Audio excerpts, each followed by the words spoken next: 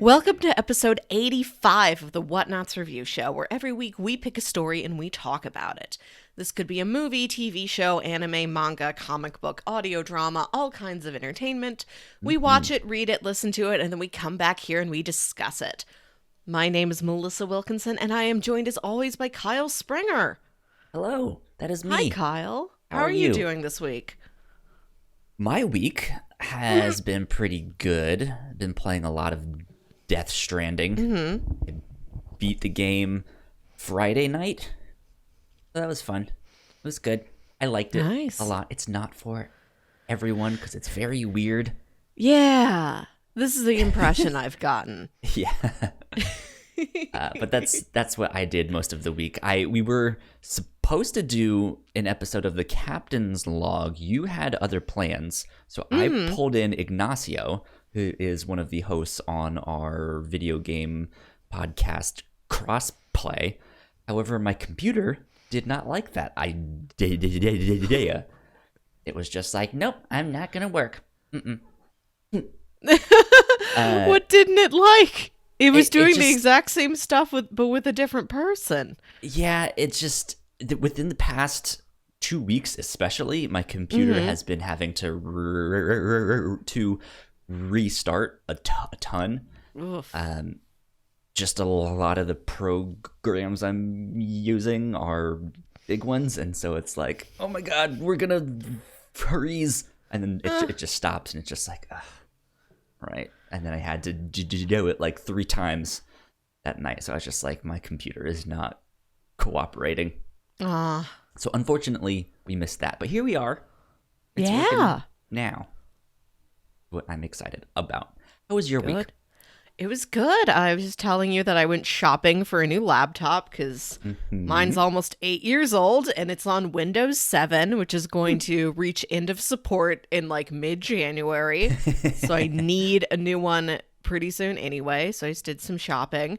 We went to this local store that refurbishes like business electronics. Like if there's a company that gives all of its employees a laptop, and then the next year they're like, now you all have the new model of laptop, they send the old laptops to this place and they clean them, refurbish them, give them all the latest software and sell them at a discount. And Dad's like, you can get a cheap laptop there. I got one for $100. And I look, and all the ones that are $100 are like 11-inch screen. They're like an inch thick. I'm like, this is not what I was looking for, Dad, but thank you. So I'm just going to buy one from Best Buy like I originally wanted to. There you go. The place did have a cool history of computers mini museum. There's just a room you go in full of like old apples and, you know, weird clunky machines from the 1970s. That was a fun surprise. That's funny. So not a wasted trip altogether. Hey, maybe they have a time machine in there with all those old computers and stuff. We are talking about a time travel movie this week. Indeed. We watched the 2004 sci-fi drama Little Indie Film, written, directed, edited, etc., starring the same guy. This is like The Room, but not absolutely bonkers. This is Primer, the infamously complicated time travel movie Primer. Yeah. That says it all. Yeah. Yeah. So you pitched this along with a couple other things because it was my birthday. It was. And your theme was like, hey, you're into these kinds of things. I'm going to pitch you things that you might like. Yeah. And what were the other two things? I don't remember. It was Pacific Rim. Yeah, because you love giant robots and you love video games. So I pitched you Wreck-It Ralph, my favorite video game movie. And then you love time travel. So I'm like, let's try Primer. And you picked this. You did this to yourself. Yeah. I hadn't seen this yet. Despite my like love of time travel fiction and stuff like that. This is one that was like, this is the time travel film. You need to watch this one. I just hadn't gotten to it yet. It's especially since I've been doing a version of this podcast for the past like 4 years now. Yeah. It's like I read and watch what we do on the show. I don't necessarily get to as much stuff as I like used to be like, oh man, I can watch all of this show in 1 week and it's 6 whole seasons. So, yeah. What did you think? Because this was your first time watching it. It was. Too. This is... So we've watched movies for this podcast that have been jarring, where I leave the film saying, like, what did I just watch? Like, we watched Serenity, the Matthew McConaughey boat movie, which has a real crazy twist in it that, don't remind me. does not make sense, makes the entire movie fall apart. We watched Ghost Stories a couple weeks ago, which has, like, you know, puts a lot of stuff in, doesn't pick it back up again, has really strange twists, has an absolutely, like, jarring tone shift in it, just, like, weird movies. But this is the first movie I've watched where, like, from minute 1, I'm like, I don't know what's going on. And that doesn't get better for the next 79 minutes. Yeah. I loved it because of that. Yeah, it does not explain relentless. anything to you. It does not break down a single piece of jargon. The whole movie is like two engineers talking to each other like two engineers would talk to each other. So there is nothing simplified for the layman audience. Yeah.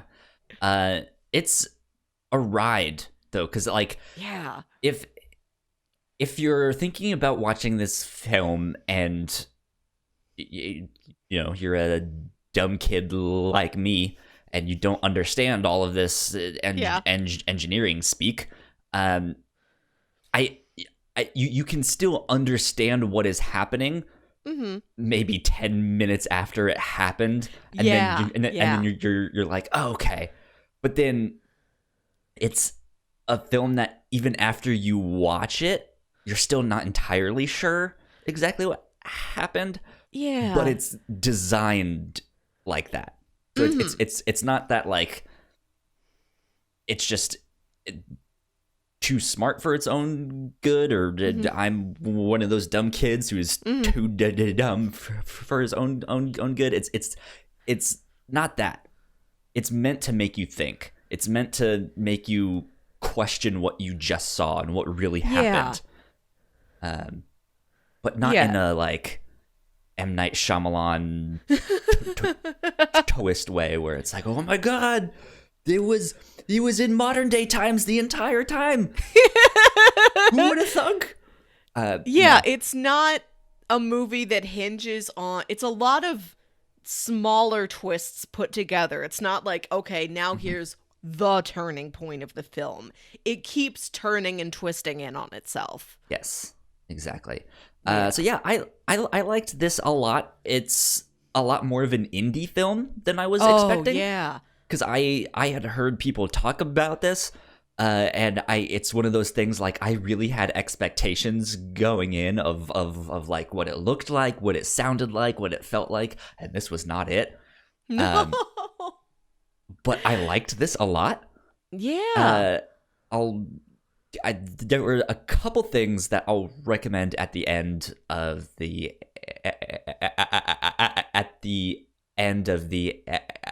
episode, but it reminded me of some other things that aren't necessarily time travel fiction and stuff, just like the way the movie is made, the way the actors are acting, stuff like that. So it's a must watch.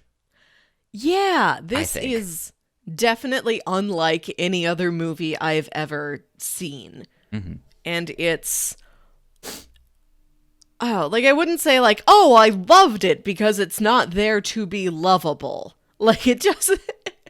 like it's so cerebral. There's not a lot of room for charm in this thing.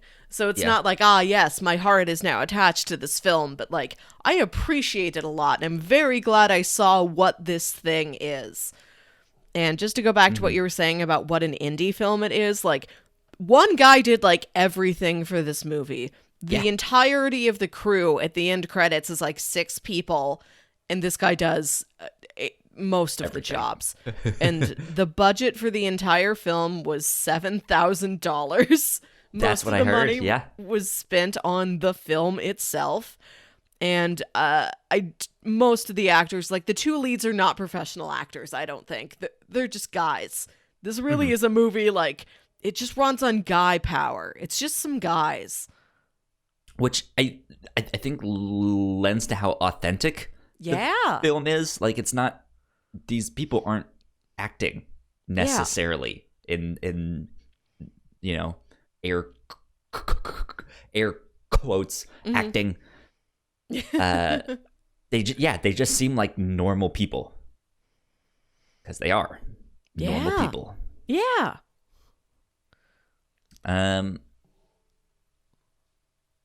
Let's see. We haven't really described exactly what this movie is. Yes, let's do a basic plot synopsis. So there are a group of engineers that are collaborating on projects. They've got like little patents they're trying to sell up, little products that they sell, but they're still searching for this big thing, like something that'll like really put them on the map, like really get them a lot of funding and support. And 2 of the guys accidentally make a time travel box. Yep. And so they start using this time travel box to go back in time after they've already lived through the day, and they're using it to just like play stocks and things like that. Like, oh, now that we have this, we can get all the money we need for everything that we're trying to fund. And it's just a series of days that go over and over and over again as they're collecting all this money. About a week's time. Yeah. And they try and stop other ills in their lives using this time travel mechanism, and it turns out like neither of them are on the up and up with each other. Both of them are keeping secrets from each other. Tension is starting to build. It's the effects of this time travel is starting to weigh on them both physically and mentally, and in their relationships and stuff like that. So it's a time travel film, but it's also like a story of these 2 friends / business partners kind of tearing themselves apart. So yeah, I would say that's as basic as you can get, because this is not a basic film. Oh no, this is real complicated. Yes, exactly. Well, let's do some uncomplicated things, like housekeeping. Yeah. So if you did not know, we have multiple podcasts here at the Whatnauts. We got the Captain's Log, which I mentioned previously. We got Crossplay, which is a video game podcast, all sorts of stuff. So go check all that stuff out on our website, thewhatnauts.com, or your favorite podcasting platform. Just type in the Whatnauts, and you can find all of our shows right there. And if you like what we do, patreon.com/thewhatnauts is where you can support us for as little as $1 a month. You guys can get episodes early. You guys can get exclusive content, which I am so far behind. We recorded one and I still haven't gotten it up. That's going to be what I do today. So exclusive content is also on there, but we do also want to give a big shout out to our patrons at the $5 tier. Thank you, Sam, and thank you, Christine, for helping us out. We love you both a lot. Let's see. I think that's it. Yeah. We should get into spoilers then. There you go. Spoiler alert. If you have not seen this film, run and hide. Go watch it. Yeah, it's only like 80 minutes long, and I found it on, appropriately enough, Amazon Prime. I think you can buy it on YouTube. It's out there a couple places. Yeah, I bought the HD one on Amazon. Mm-hmm. Like it's $10. I'll just Oh, buy you went it far enough to for purchase myself. it. Yeah, it's one of those things of like, I know I'm gonna like this film. I know I'm really gonna love it. It is like the time travel film. Mm-hmm. So say we all. And like, I was just like, I might as well. Like, Yeah. I know I'm gonna want this. So Mm-hmm. purchase. Yeah, I'm Buy. on my brother's Prime, so I just rent things so he doesn't end up with all this weird stuff in his library. I still have like choice paralysis of where I Ugh. want to start building my Yeah. like digital library. I think I'm just gonna go with Amazon because I Mm-hmm. already have well not, now I have Primer, but I also there was a deal like 2 months ago that Mm-hmm. Spider-Man Into the Spider-Verse was like $3, and I was just like, Ah. okay, yes, Yeah. please. So there you go. I have that stuff. Oh boy, where do we start with this film? I I kind of want to start with, so we mentioned that it's kind of like a lot of smaller twists and stuff like Yeah. that happening on top of each other.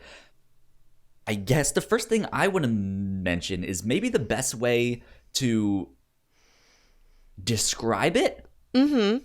is more that the twist already happened and you didn't know Yes. it, Yes. which is fascinating to see because it's not like an I see dead people moment, right? It's not like haha Scooby Doo, take off the mask, it was him all along. Mm-hmm. It like they have a line within the film, I think more towards the end of the film when they're dealing with the party, and Yeah. I guess the house party that the ex brought the shotgun to. They say Mm-hmm. something along the lines of, God, I'm gonna butcher this, but it's the idea that each time they go back and Mm-hmm. redo things, it's kind of scrubbing the old ones. So you only see that most recent one, and that's Yeah. the only one that they, like the other people, know too. Mm-hmm. Um, so it's kind of like that.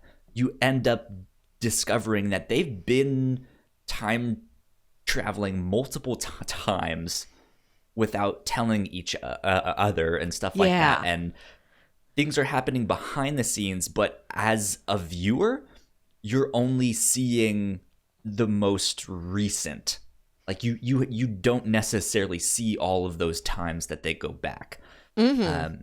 And so people have made like YouTube videos and stuff of like, Yeah. okay, let's break it down and explain it and see what we can do. I watched like 35 minutes worth of YouTube breakdowns. And Okay, even explain then I this was to like, me. okay, I think I can describe what this movie is. Because before, like, unfortunately, like, I had like plans right after I finished watching this movie.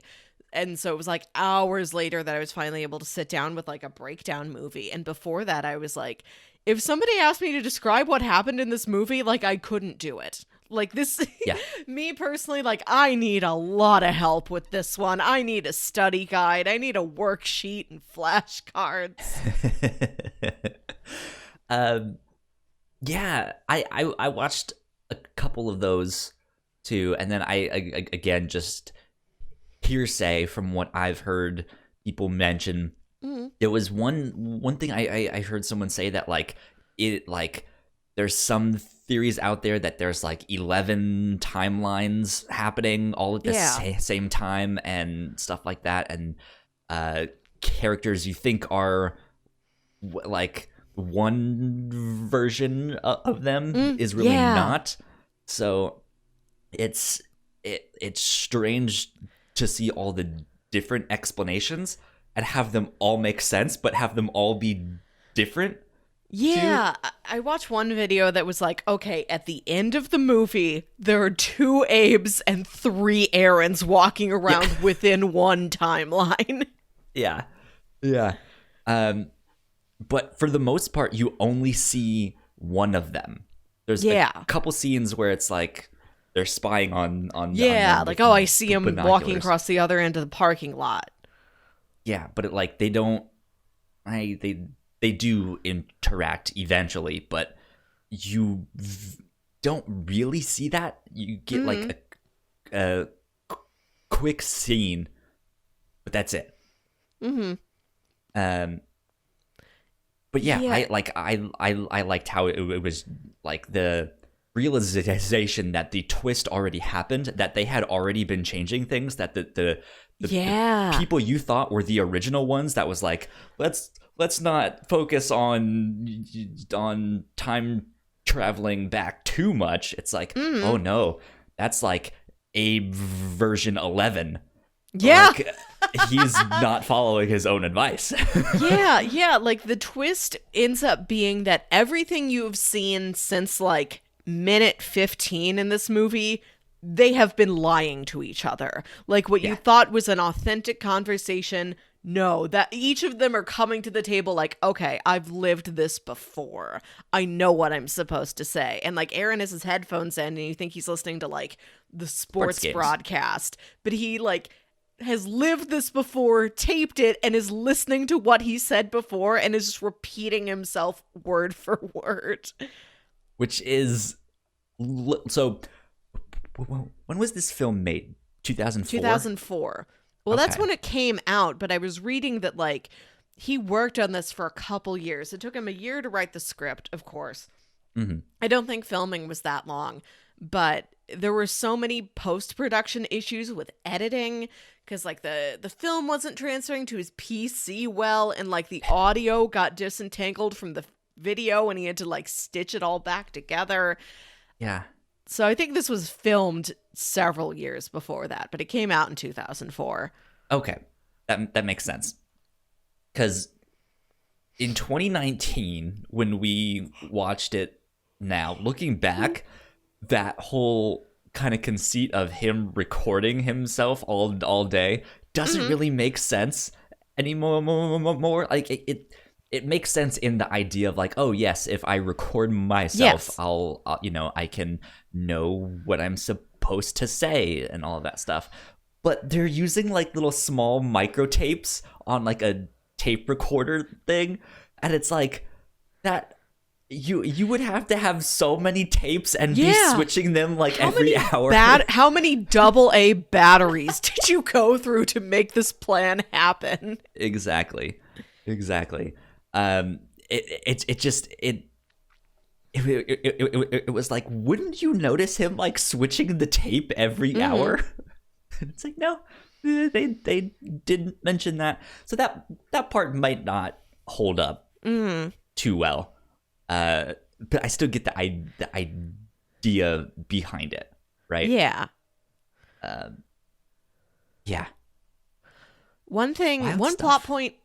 plot point I really liked that I think would still go today, would still be an interesting plot point today in a movie made with 2019 technology, or even like years from now, is when Aaron has a cell phone on him and he gets a call and they're Yeah. like, there's 2 Aarons out here now. How does like his wife's placing the call? How does like the technology of the phone company figure out like there's 2 copies of the same number? Are both of us getting this call at the same time? Is it going to whichever one is geographically closest and not the other one?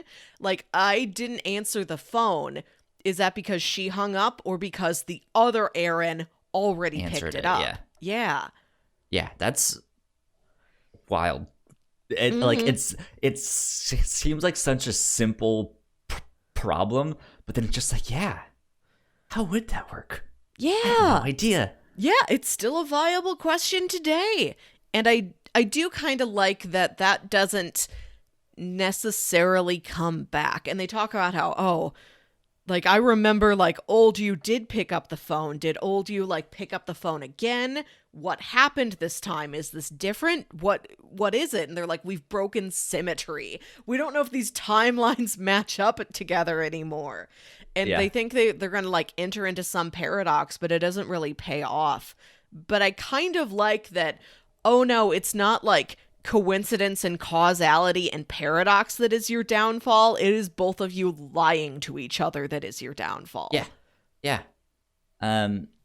It's that I think science fiction often does a great job at that, right? Mm-hmm. It doesn't matter if it's robots or aliens or time travel or who knows what. It's always usually some kind of metaphor, or it's some kind of like human problem. Like, hey, the actual downfall is yourselves. Like, we're just here bickering. Like, Yeah. Sure, we discovered something huge, but you can't stop lying. Like, this is a problem. Mm-hmm. You know, and I think this is where the film really shines, because I think by time it's let's see, which one's the blonde one? That one is Abe. Abe. Okay. Once Another he, trivia fact that I read on IMDb. His Yeah. last name is Turger, which is regret spelled backwards. And it says he That makes regrets sense. going back in time, so his name is Regret Going Backwards. Yeah. Huh. Funny.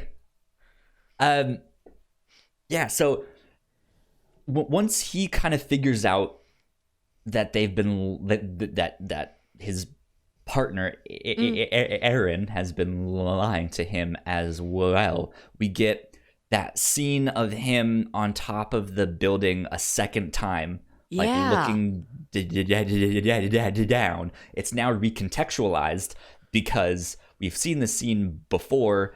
I didn't notice Aaron down there the first time, or just that it's like, oh hey, it's someone sitting on the bench. What a lovely day, right? And then this second time, it has more of this panic, more of this like I thought he was gonna kill himself there, because he's on top of this building in this office park where he's so just like, I don't know what to do. I need to get out of this. I need to do something, right? And that's an easy option, unfortunately. Yeah. But he ends up going back down to talk with him, and the scene is a lot different this time, where he's sweating. He is, Yeah. like, you can tell he has seen a ghost, right? He is just super pale, and then he faints and just like falls backwards, right? And I think that scene in particular was the one that sold me on, like, they are really fucked up right now.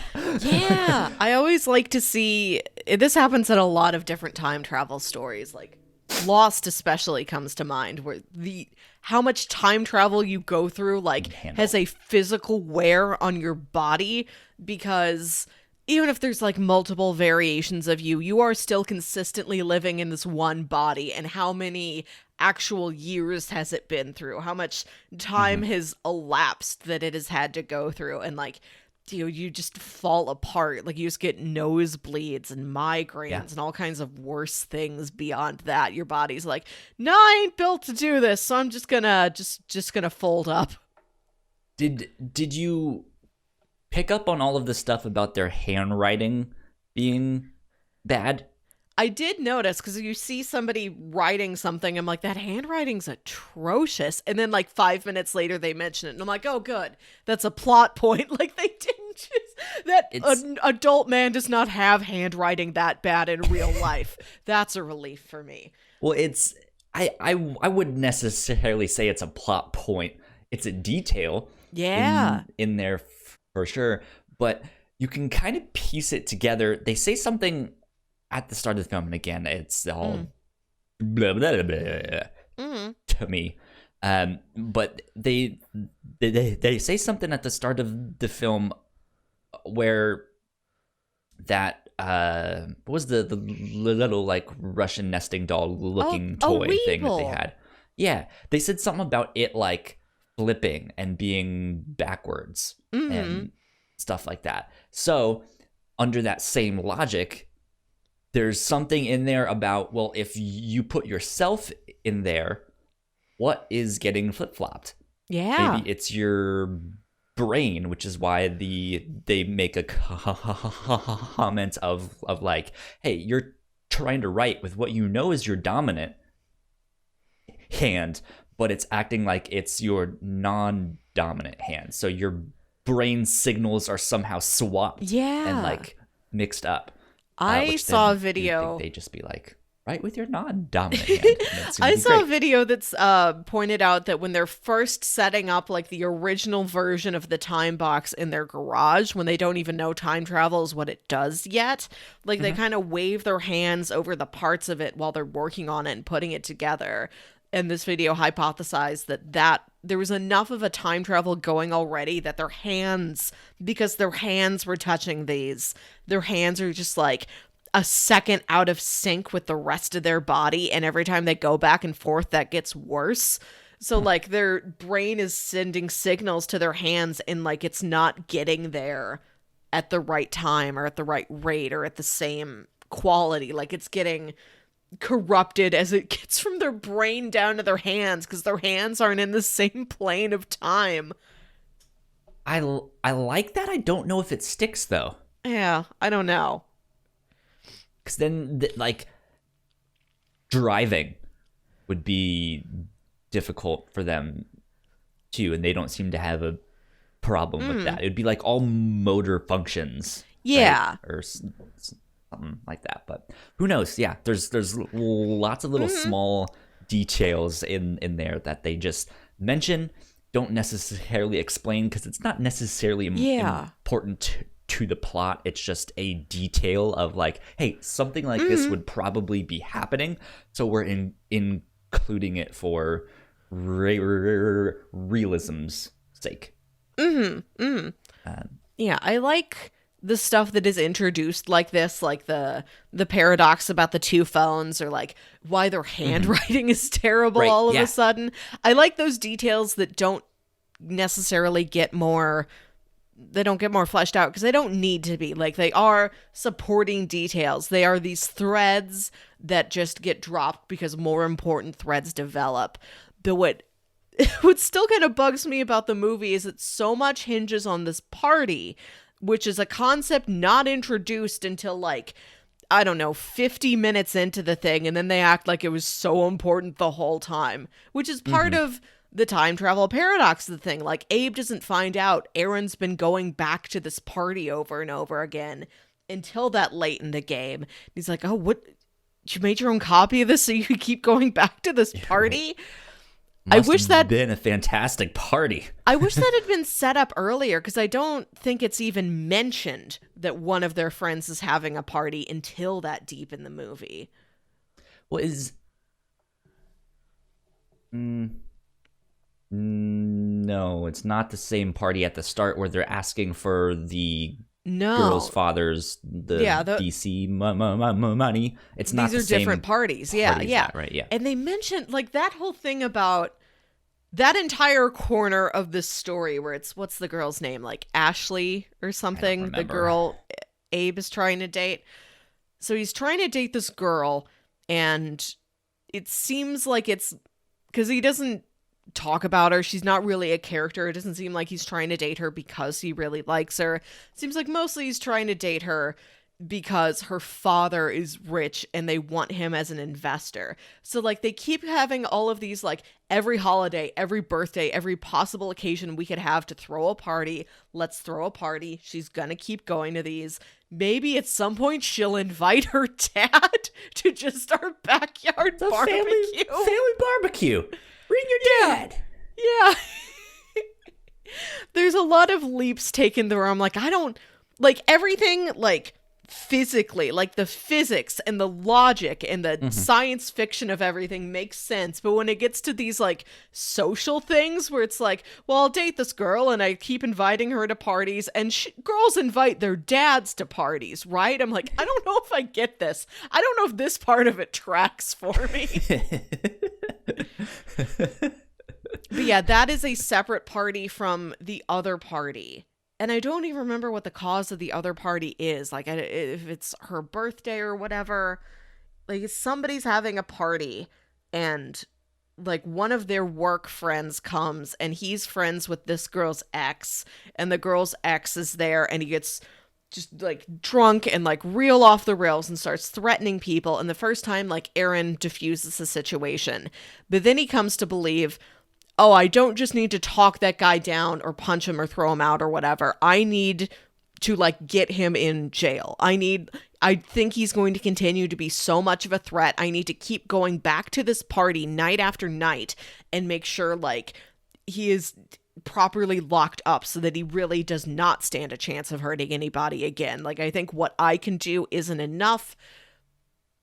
He needs to be locked away. And that concept isn't introduced until, like, so deep in that he's been working on this over and over and over again. And he's like, well, Aaron keeps going back to the party. And we're like, what party? What guy? Who are these people? What's, like, on one hand, I might argue that the party isn't necessarily important in the sense, like, it doesn't matter if it's a party, it's a bar mitzvah, or he's just or he's just going to Chuck E. Cheese or something just to get some pizza. It's the fact that he's continuing to do this and lie about it, rather than, like, we need to get this one guy in jail because he hurts this guy's daughter, and if she's dead, then we can't date her and we can't get to her father, because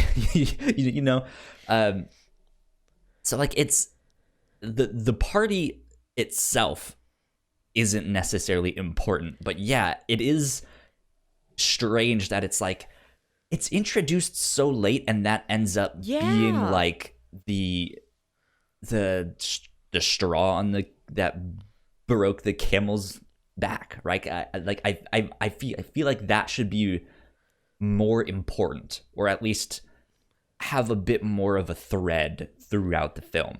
Yeah, not much, but just enough to be like, okay, I know what this party is.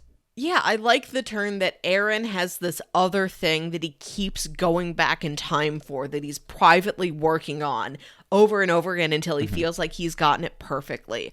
I like that reveal, but this thing that is so important to him, he's like risking all of these time jumps over and over and over again, is a thing we have never seen or heard about before. And it doesn't necessarily, it's like, if the party had been mentioned earlier, if, you know, the man who's a threat had been mentioned earlier, or even if we just had this Captain America-like scene earlier in the movie where it just set up that Aaron is a person who really cares about, like, justice and protecting people. Like, if we even had that element of his character of, like, you know, what his virtues are and what he cares about, if we had that introduced earlier, I feel like it would feel more complete. Yeah. I think that's one thing I kind of like about this film, though, is that it doesn't follow that structure or that, like, doesn't. Narrative, like what you think it would be. Like, that's the thing. Like, if this was a more mainstream film, I think they probably would have changed it to focus more on that party of like, hey, they accidentally discovered time travel. Meanwhile, in the background, there's the romance story about them and that girl, and something bad happens at that party, and oh no, we need to do something. Wait, we have a time machine thing. We can go back and we can save them. And it's just them like constantly going back to see if they can change it enough to fix it and get it to where it's going to be, which is kind of the plot of one of my favorite time travel animes, which is also very well researched in terms of like what would happen or like who the major players are and stuff like that.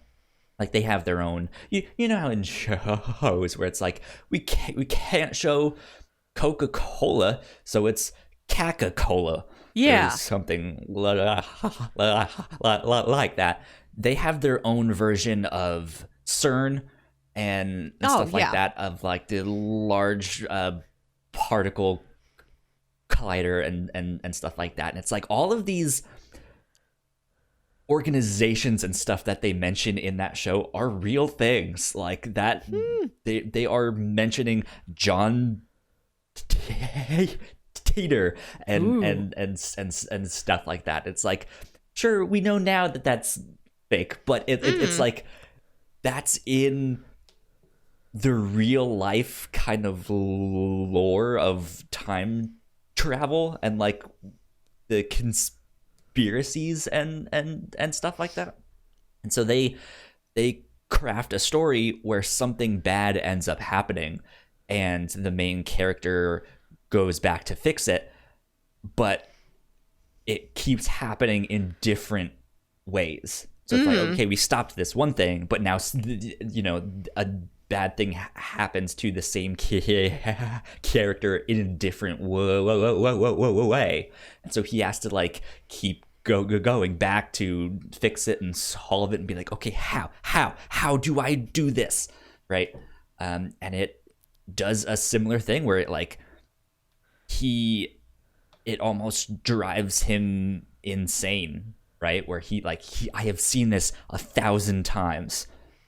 I have seen this character die 1,000 times. Like, this is not fun. So, yeah, I agree with what you're saying, that I do kind of appreciate that this film has a really atypical structure. Like you said, this is not a mainstream, more conventional studio plot structure for a film. Like we're getting towards the end of the movie and I can tell I'm getting towards the end of the movie. Like things are starting to build to a climax, but I'm like, I don't know when. Like, I don't know how much time is left. I don't know. I don't have a checkbox of these things need to happen before we reach a conclusion. These goals need to be met. These plot points need to be executed. These questions need to be answered, etc.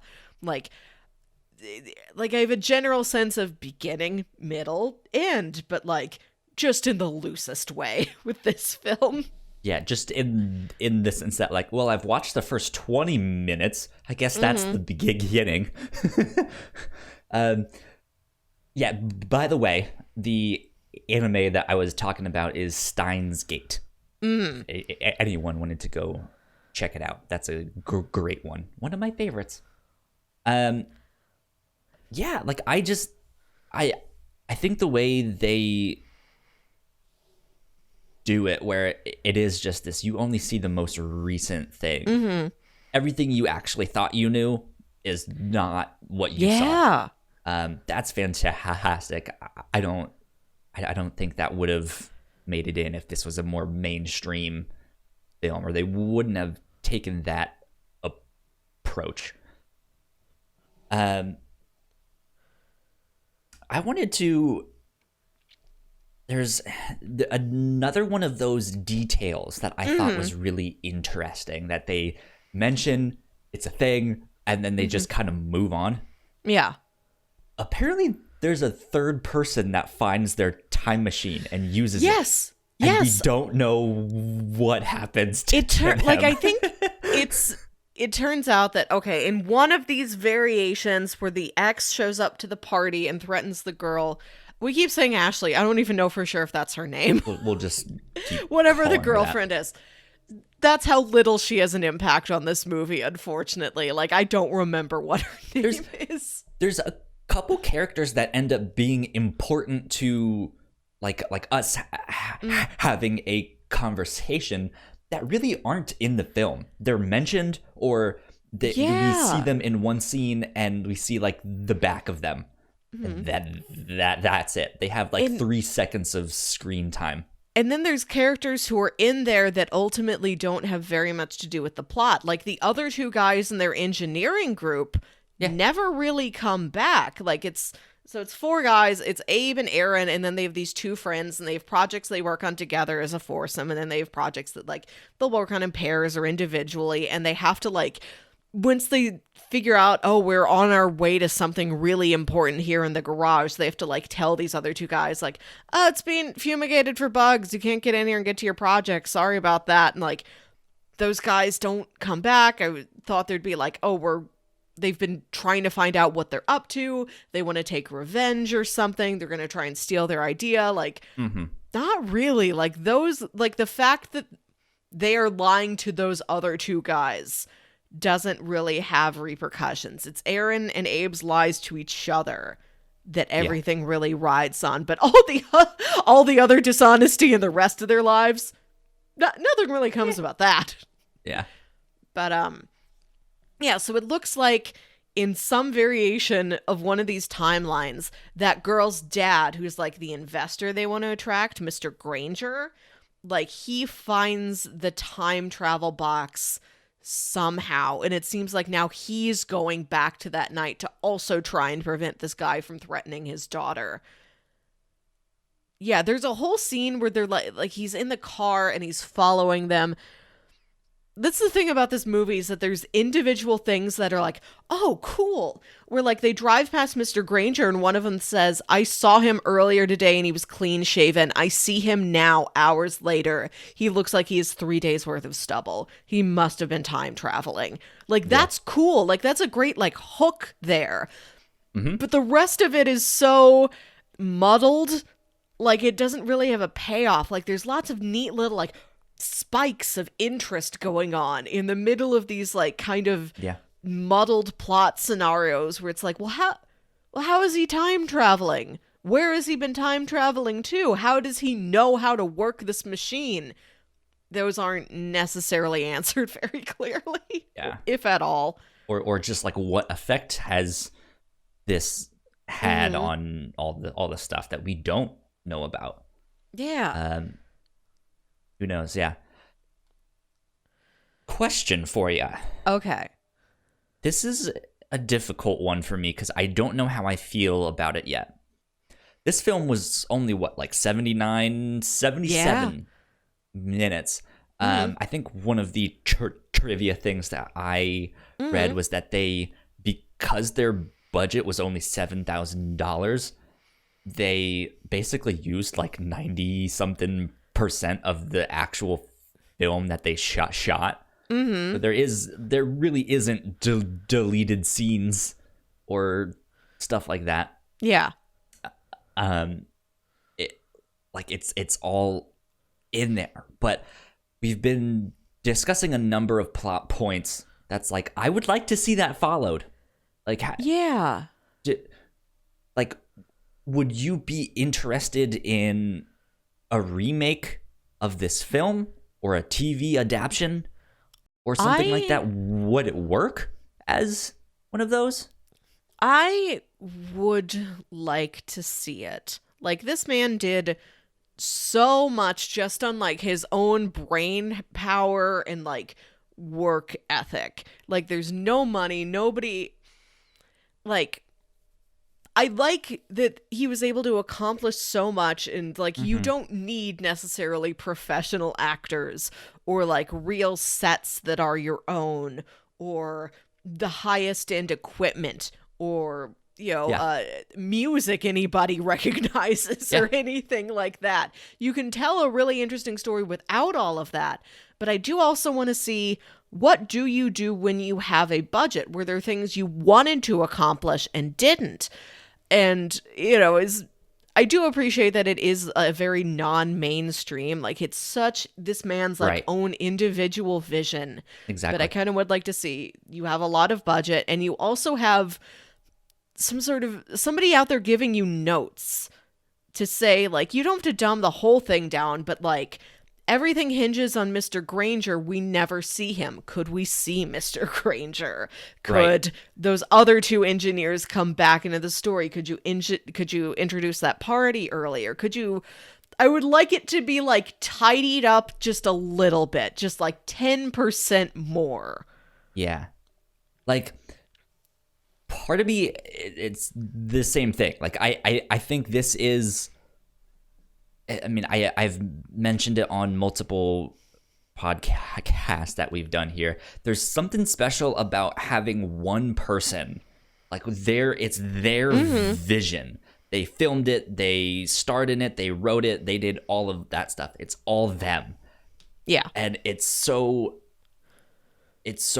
tightly scripted, it's so tightly shot, like all of that stuff. It's like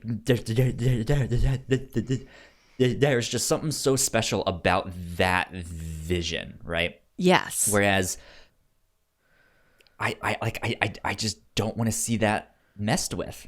But at the same time, I feel like the film could really benefit if it was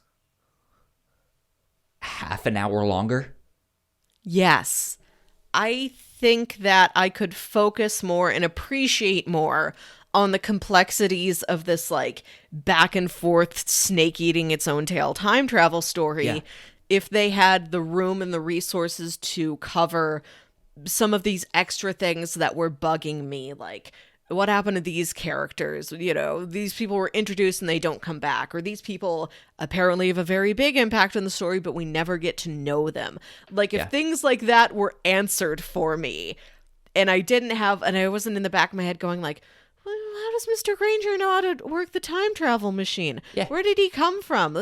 What is this party? Like, if there was extra room to cover all of those for me, my brain would be cleared of those questions. And I feel like I could ask more of the questions the movie really wants me to be asking. Mm-hmm. So, like, a remake of this as a film, I think would be fantastic. Like a more modern version, maybe just a little bit longer. Don't dumb it down, because I like how fast paced it is. I like how they are using a whole bunch of technical and scientific jargon that I have no idea what it means, and so I like that.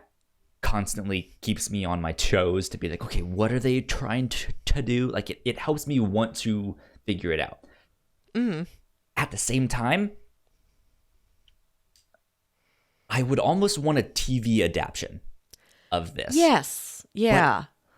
But I think that would take away from the tight scripts, right? Because I think the drama between the characters would really benefit from something more like a TV show, of just to see them kind of go downhill over time, and that slow descent into deceiving one another and stuff like that. Yeah, I would also like to see it as a TV show. I think the structure of the film actually lends itself to a show well enough, in that it's like Monday, Tuesday, like it's so like we're gonna start a day, loop like back on a day. We're gonna start a day, loop back on a day.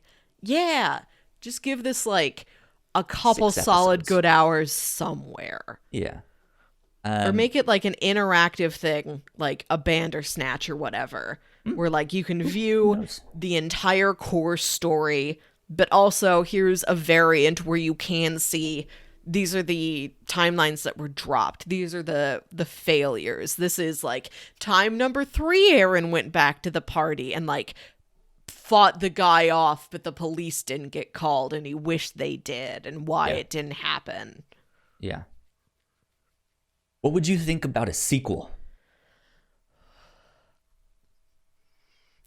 I wouldn't mind seeing that either, because we see that one of the Aaron copies is setting up something big at the end of the movie, but it's not clear. It seems like such a supervillain thing, like he's in some like, we don't know, he's in a potentially a foreign country, like, we don't know where. All we know is like everything he's saying has to be translated by this other man to the group of all these workers. But like, where are you? Like, are you working on such a big scale for a specific goal? Like, what do you want to accomplish out of this? Or is it just, I want to see how far this goes? Is this for pure science experiment only, that you're like scaling this project up and up and up to see what happens? Or like, do you have a vendetta? Do you have like a mission or something that you're on? Yeah. Who knows? Yeah. I mean, yeah, they could potentially do a TV show that is a sequel. Mm-hmm. Maybe that's the route they go instead of like touching this one. Just do something else, right? Mm-hmm. Who knows? Did you ever watch that sci-fi show 12 Monkeys? No, I haven't seen that or the original movie. Yeah, I was gonna say that's also based off of a famous time travel movie. Mm-hmm. I liked it a lot. Okay, good. I haven't seen all of it. I know I've seen the first like 3 seasons, I think. Wow, I didn't know there's that much of it. Yeah, there's like 4 or 5. Huh. Like that. It's pretty good. I liked it a lot. It was one of the sci-fi shows that I was like, this is on the Sci-Fi Channel? I only know sci-fi for like 80s B horror films and like Croctopus. Yeah, like Yeah. I was not expecting much from them, and then it was that show, and I was just like, this is actually sweet. I like this. Yeah, we gotta remember Sci-Fi Channel is the channel that gave us, like, you know, Sharktopus versus Megalodon 3, Right. but also Battlestar Galactica, which is one of the most Battlestar lauded Galacto. shows. Galacto. Yeah, which is one of the most, like, critically acclaimed shows of, like, the last 20 years. Yeah, which is also And a something people fantastic show. keep referencing and keep going back to. You said it yourself earlier this episode, say so we all. say we all. It's still there. Sci-Fi Channel can do anything. Yeah, they're making a new one. I think I don't know if it's a remake again or not, but I've heard there is a new Battlestar Galactica in the works. Yeah. This is one I told myself I was going to watch this film multiple times this week. I did not get to.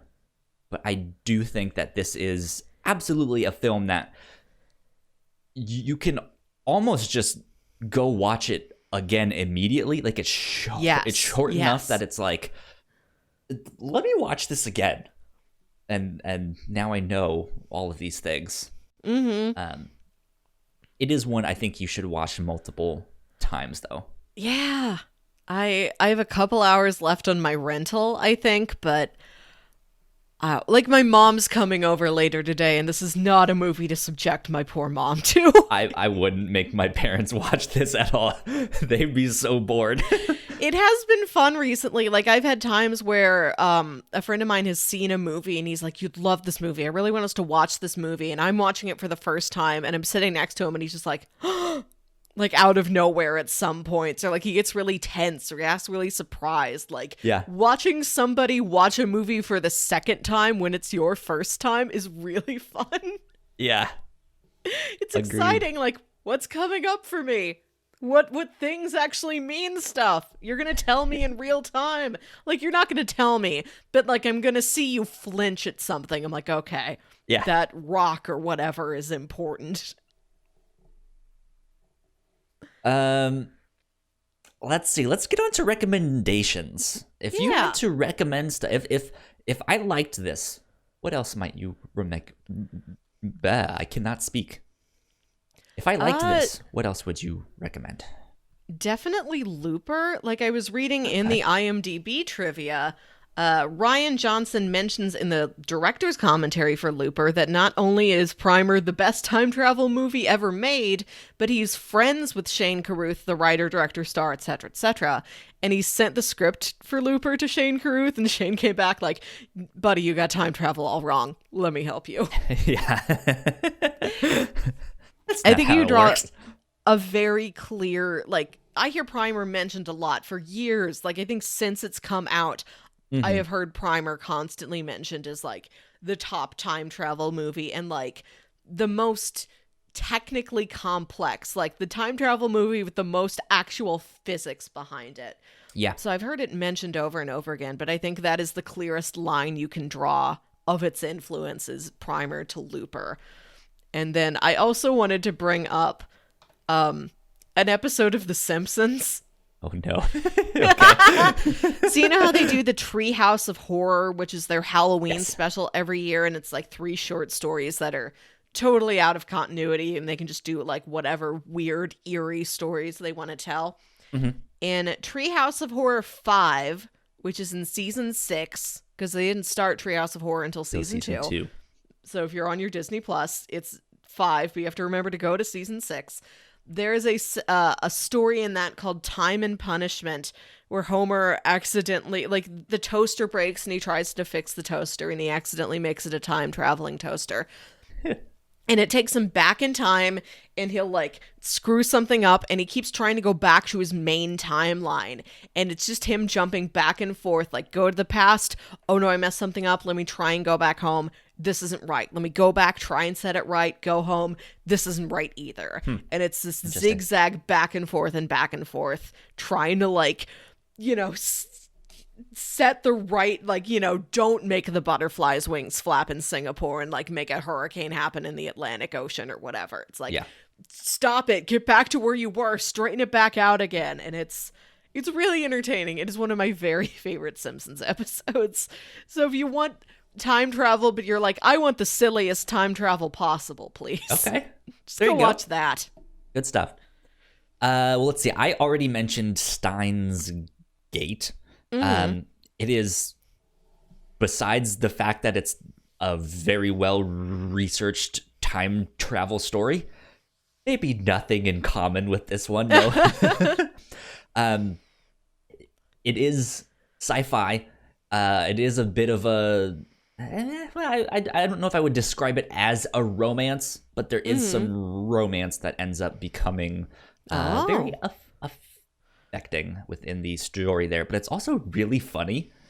Some of the, like, some of the scripting in that show is just ridiculous. They make a joke, a pimp my ride joke in there, and it's stuff like it's almost at the same pace that this show is, where it's like you blink once and you might miss something like that. So I liked it a lot. At the very start of this episode, I mentioned I was going to say some things that this reminded me of. This reminded me a lot of Clerks by Kevin Smith. Oh, yeah, I can see that.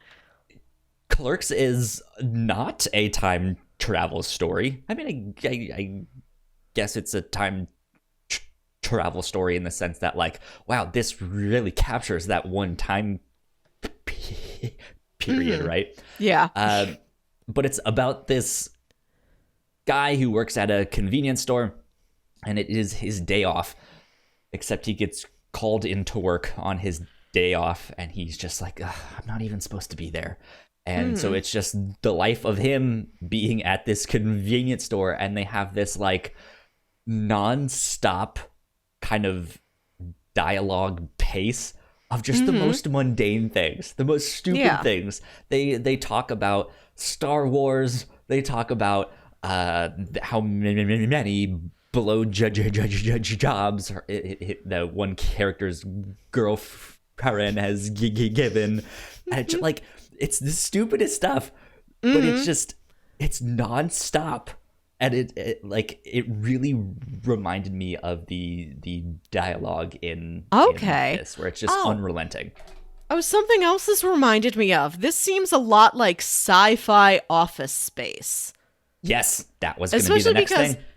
The characters are almost always, like 80% of the time in the movie, wearing like white button-up shirts and like bland striped ties. Yeah. They are always wearing like late 90s like generic office wear. Yeah, it's great. I love it. Which also kind of makes it difficult to tell time apart because they're always wearing practically the same thing. I think Office Space is one of my favorite comedies. Mm-hmm. It is not the same like fast paced. It is almost the exact opposite of that, where it's a lot more slow and relaxed.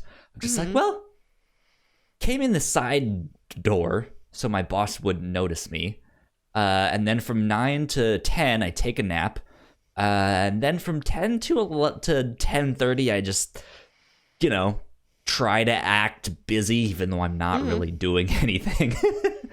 But yeah, they come up with a plot, which is just the plot from one of those Superman movies, to steal from the company. Yeah, just take fractions of a penny that nobody's going to miss, and slowly they'll accumulate. Yeah, with the like just generic office men who are like too smart for their own good, and they're trying to like use the technology at their disposal to like steal money.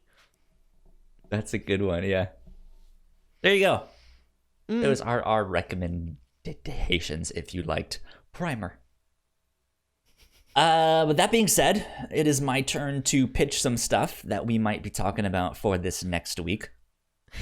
I want to say really quickly, so I've had Primer open on IMDb up in my browser, and on the sidebar it'll show you like user lists, like people that have added this movie to a list of films they've curated. And I clicked on a link that I thought said movies you must see before you die, but I looked at it again and it says movies you must die before you see. Someone really didn't like this film. No, it's all like really weird cerebral movies. Like The Holy Mountain is on here, The Lobster, Synecdoche, New York, which is a movie I've really been wanting to watch. Never heard of any of those. Mother. I've heard of that Inland one. Empire, Naked Lunch. Like, it's all weird movies. I'm like, oh, that was not a typo. I think this is like movies that make you question, like, am I alive? What did I just watch? What world am I in? That's funny. Okay. 3 pitches as usual for next week. Pitch number 1 is a Netflix anime called Dragon Pilot. Now, is this somebody who pilots a dragon or a dragon that is a pilot? A little bit of both, kind of. Ooh. Let's see, where is the plot thing here? Hisone is a rookie in the Japan Air Self-Defense Force, where she is situated at the Gifu Air Base. She decided to join the force to distance herself from people, as her whole life she had found it difficult to interact with others due to her candid style of speaking and oftentimes hurtful words. Hey, sticks and stones, right? Despite that not being her intention, Hisone's decision leads her to leads to her life being changed when the concealed OTF, organic transformed flyer, or dragon inside the base chooses her to be his pilot. Aw. So yeah, it's kind of, I might describe this as like an anime version of How to Train Your Dragon. Yeah. But instead of it being in like Norse Viking times, it's like modern day stuff, and they disguise the dragons as airplanes and stuff like that to like hide them. And that's fun. How many episodes is this? This is 12 episodes. Okay. It's on Netflix. And the art style in this, I think, is pretty neat. Yeah, I did a Google image search. It looks very cute. Yeah. Dragon Pilot. Hisone and Masotan. I guess that must be the name of the dragon. Mm-hmm. So my theme this week is basically we haven't done anime or manga in a long time. The last ones we did was Sweetness and Lightning and I'm in Love and It's the End of the World. Mm-hmm. It was quite a while ago. So anime and manga stuff. I had something picked out to pitch next week that is a Japanese live-action TV series. Spoiler alert. So he pitched this, and I'm like, well, maybe he won't pitch something. I'm like, well, I won't pick something Japanese because I want to watch something Japanese next week. And beans, he cornered me. 2 Japanese things. Okay, we'll do it 2 weeks in a row because this fine. thing I'm pitching next week, I am so psyched for. Okay. Pitch number 2 is The Devil is a Part-Timer. Oh, I've heard of this. I may have pitched this once before. I don't remember. I know there was a theme that I did once a long time ago that was just like, I'm just going to pick the most ridiculous names of stuff. So the demon lord Satan seeks to conquer the world of Ente Isla by annexing its 4 continents with the help of his demon generals. After being confronted by the hero Amelia and her companions, after they had killed Malakota, I don't know all of this stuff. However, due to he escapes to the world through a gate to modern Tokyo, Japan. However, due to the lack of magic in the modern contemporary world, both Satan and Alciel change into forms representing what they would look like if they were human. In order to survive, Satan takes a part-time job at a fast food restaurant named McRonald. McRonald. I'm like, it's McRonald, it's WickDonald's. It's capital M, lowercase g, capital R, O-N-A-L-D. McRonald. There you go. That's pitch number 2. The Devil is a Part-Timer. Mm-hmm. Pitch number 3 is a manga. And it is entitled... Why am I all the way down at the bottom there? Excuse me. Pitch number 3 is a manga entitled Pumpkin Scissors. Okay. Set in a region strongly resembling Western Europe, where technology is at best mid-1930s, in which a catastrophic war has just ended, similar to that of the Great War, that occupied the early parts of the 20th century. The Royal Empire, God, they don't keep putting all of these, like, which is similar to the Second Reich of Germany, blah, blah, blah, and the Republic of Farost have declared a ceasefire to end the war indefinitely. The empire is plagued by starvation and pestilence, with former soldiers turning to thievery, banditry, and other forms of crime. 3 years later, to aid the people of the empire in the war relief effort, the Imperial Army State Section 3, also known as Pumpkin Scissors, is established. Look, it's a different culture, okay?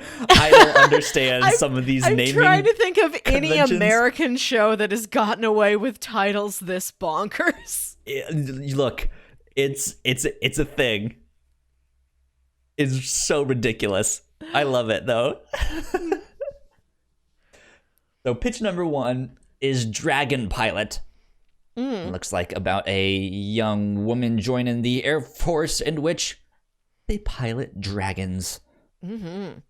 Pitch number 2, the devil is a part-timer.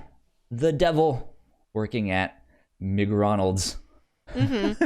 Or pitch number 3, they decide to name a branch of the military pumpkin scissors. This is great. I love it.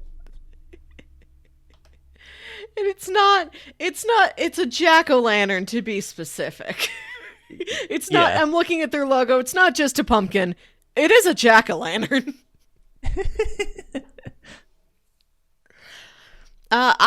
This is a show I've heard of, and I'm intrigued by the concept, and I think it's about time I sit down and watch it. I want to watch The Devil is a Part-Timer. There you go. I knew, so I did not know the Mig Ronald thing until I read it off here, and immediately when I saw it, I was like, "Oh, she loves this. She's gonna pick this one." Also, I'm looking at this and like, I know this will make me hungry for fast food. This is the perfect week for it because I'm ramping up to Thanksgiving. I'm gonna be so busy. I have to do all this shopping. I have to do all this cooking. There will be a night where I'm like, I'm exhausted.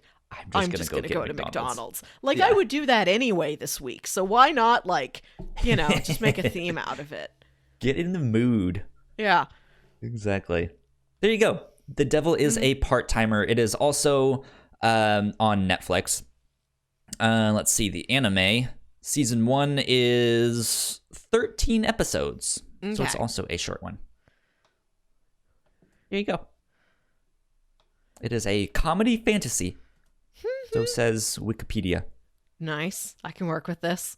There you go. I'm excited. Yeah. I have not seen this one. This probably normally wouldn't be one that I check out just because I'm like, I'm not interested in a weird name like The Devil is a Part-Timer. And I like the comedies. Like, also, you're like, okay, a battle one, a wacky one, a battle one. I'm like, well, I want the wacky one. There you go. Yeah. Melissa, where can they find you online? You can find me on Twitter and Instagram at WilkyWit. That's WILKYWIT. You can find me at Yo Kyle Springer on Twitter and Instagram. We are at the Whatnauts on Twitter if you guys want to stay up to date with our shows.